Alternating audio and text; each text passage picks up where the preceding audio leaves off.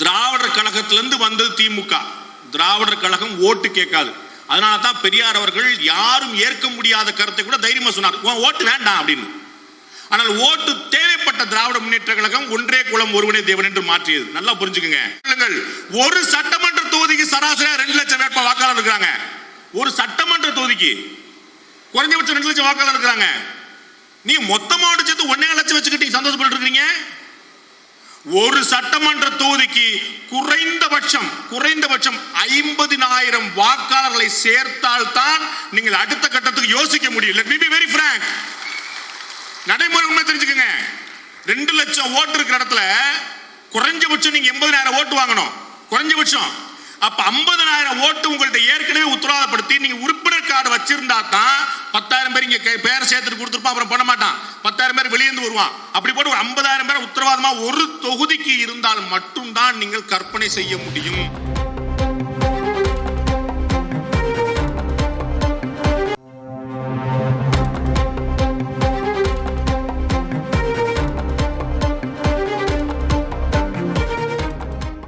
பெரியார் தன்னைத்தான் நாத்திகன் என்று அழைத்துக் கொண்ட மிகப்பெரிய ஆன்மீகவாதி.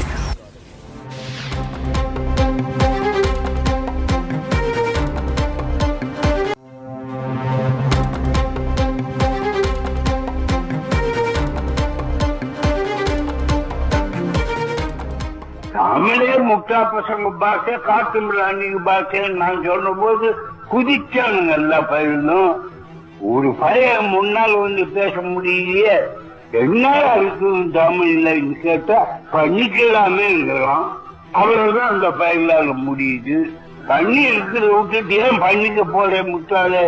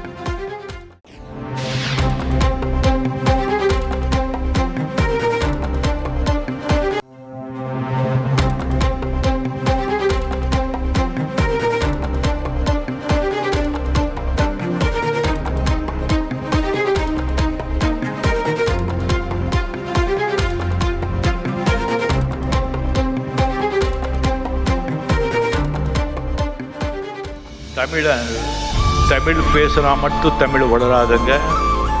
தமிழன் வளர்ந்தாதான் தமிழ் வளரும்.